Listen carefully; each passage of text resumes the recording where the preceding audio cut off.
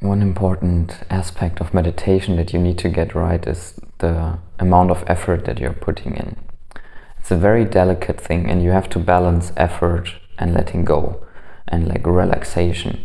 It has to be like a certain increase of energy that you get by putting something in, like focusing on something, but then also balancing that energy with a all-inclusive attention, awareness, where everything you are perceiving is actually not left out. So there isn't such a degree of attention, of focusing on one thing, that you are not catching what else is going on anymore. Because the problem is, when you are too focused on your meditation object, is that as soon as one thing that you have not been catching early on is growing so much that it captures all of your attention, you're immediately lost in that thought. But when your like kind of awareness is wide and open enough so that you can become aware the moment it starts to arise, it's easier to stop it in its tracks, the distraction. And so there needs to be the balance of effort and letting go, which is effort to concentrate, to focus on the object, and the letting go of broadening awareness. And usually what that means is becoming aware that we are not doing the attention, that we are not directing attention. It's not something that I can do. It feels like that. It feels like that for a long time when you start meditating.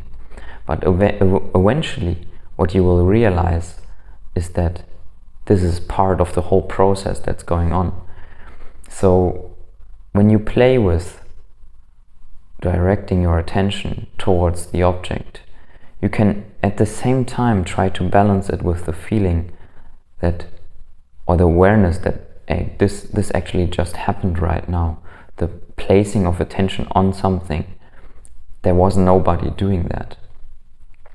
And this is kind of where it goes into the direction of trying to do the do nothing meditation, where it's like you take a step back, even though also that's an illusory step, but like broadening attention and looking at what's actually just going on overall here, and then catching that moment where you feel like I'm placing attention here or there.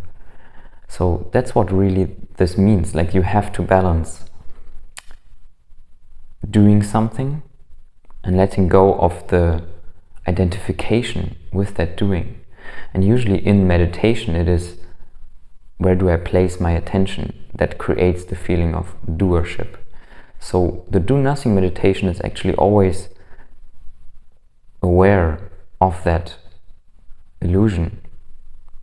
I placed my attention here, I placed it there, I'm directing it here. Because this broadest awareness that you are using, the do nothing meditation, is revealing that aspect. That attention is just created here and there, and you can actually let go of the need to direct it anywhere when you are not having one stable meditation object.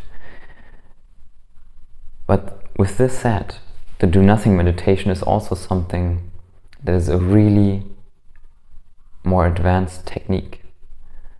Usually in the beginning it's not very easy to do, because you will have such strong habits of mind that the do nothing meditation actually causes you just to live out more of these mind habits and not actually meditate.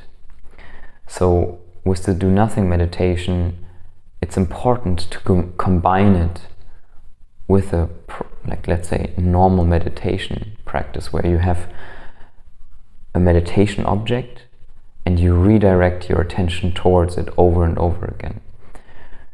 Because what you then can discover after a couple of weeks, months of this Vipassana style meditation is that when you incorporate more and more do nothing sessions, is that this process of directing attention towards one thing is going to continue, but that you actually can take your hands off, so to speak, from that process.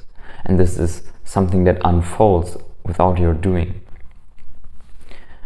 And you can learn something interesting there about the sense of the doer, of what it is that you identify with.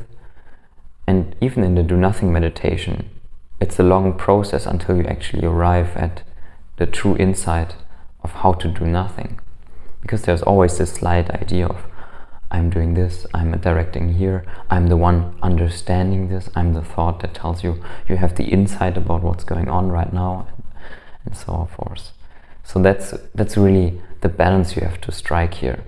Even in your like so-called really dedicated Vipassana sessions, you don't want to focus so much that you strain yourself and really try to force attention on one object, because that will only cause you to become so fixated that like the whole field of awareness collapses in onto that one object, and you lose the ability to catch distractions when they are still subtle, and you get lost in them as soon as they take over the point of attention that you have reduced your whole awareness to at that point.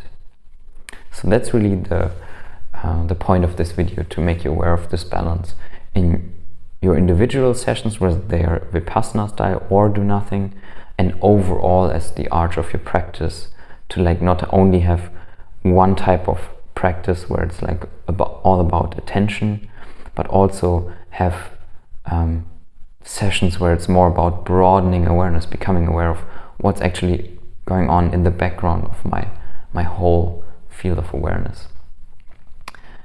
Hope you like this. If you do, consider donating. I really appreciate your support. You find the link down below this video. So, and if you have any questions, let me know them down below. You can post a comment and I will read all of them. So with that, thank you for watching and see you in the next video. Goodbye.